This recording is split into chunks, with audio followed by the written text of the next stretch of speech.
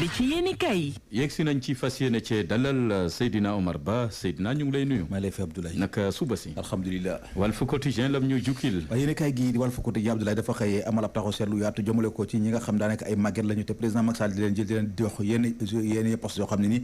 poste yu am solo ci nguur gi noonu la ko yéenekaay gii di Walf Quotidien xëy fi yéenekaay gi ne président Macky Sall ne dafa bëgg la fu lu bees waaye ak màgget la ko bëgg a defee noonu la ko yéenekaay gi xëy fësal leen tamit loo xam yéenekaay gi xëy na ko fësal te mooy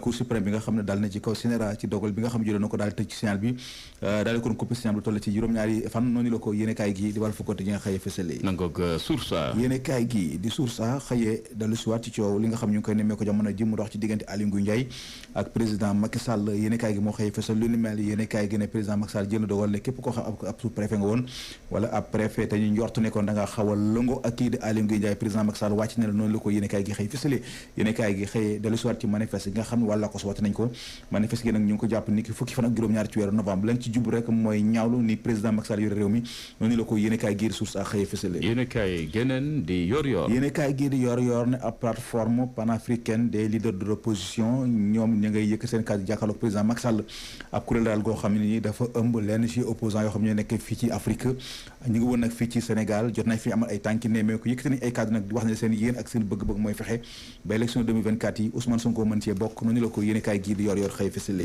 24 heures ci xëtam yéenekaay gi di 24 heures université Cheikh Anta Diop bu Ndakaaru ak distanciel bi nga xam ne nii moom la gars yi soxla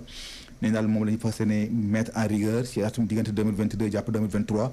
waaye la loolu nag bu ñu sukkandikoo ci waa SAES mën naa xajaban loolu njàng mi noonu la ko yéenekaay gi di 24 heures xëy fësale yéenekaay gi di l'évidence dafa xëy samp laaj bëgg a xam ndax njàng mu kawe mi bu ñu deful ndànk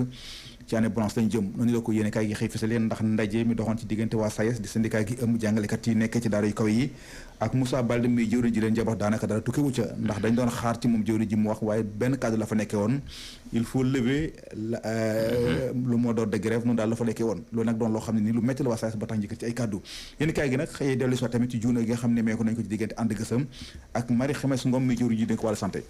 critique lam ñu jukkil Abdoulaye critique dafa xëyee amal ab critique gu yaatu jëmale ko ci doomu aadama yi nga xam ne ñu ngi mbëkk gaal yi di ñàkk seen bakkan ci géej gi yéenekaay gi ne ndax dekkul ne suñu échec état bi la ci wàllu politique bi nga xam am nañ ko wàllu ndaw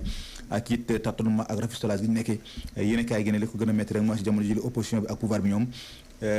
ña ngay daal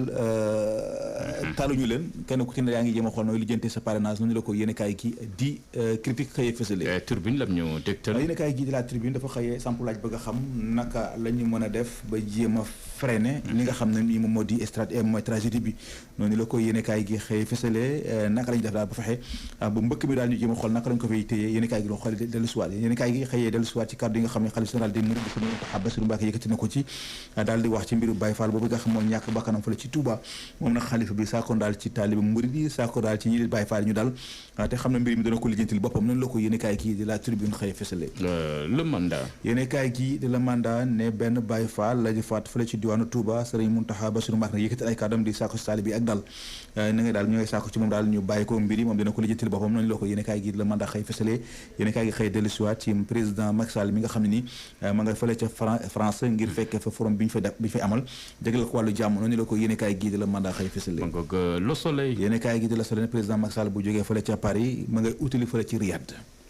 Sud Quotidien yéenekaay gi Sud Quotidien dafa xëyee amal ab taaxu seetlu yaatu jëmale ko ci lenn ci ay barab yoo xam daanaka ay militaires gars yi di ko exploité yéenekaay gi ne bu ñu sukkandikoo ci banqaasu ci jëwriñ yi découvert environnement ci nguur gi nee na daal mine yooyu lee daanaka ay jafe-jafe la ñuy indil wala ay musiba la ñuy jural suñu ndëkk wër yi noonu la ko yéenekaay gi Sud Quotidien xëy fësal stade moom lañ ñu jukkil wax ci liste Aliou Cissé bi nga xam ñu ngi koy xaar ni ki tey ji ci match yi nga xam naa dox ci diggante Soudan ak Sénégal ci diggante aussi Togo ak Sénégal Aliou Cissé nag nee nañu boo moytu du am coppite yu bees ñoom mu doon liggéeyal ñoom lay fas yéene indiwaat noonu la ko yéenekaay gi stade xëy fësale suñu lamb lu mu fësal wax ci combat gi war a dox ci diggante Eumeu Sène ak Tapha Tine Eumeu Sène nag seen ay kàddu daal di xam ne moom amul dara lu muy ragal ci Tapha Tine te aussi nekkul di calculer dara lu wértu daal mooy bu arbitre doxaa seen diggante xaalis dana woon Tapha Tine lu mu mëne noonu la ko yéenekaay gi suñu lamb xëy fësale Abdoulaye ma ngoog njool ak ndaama la ñoom ñaara fas yéene bëre mais combat la nag combat la de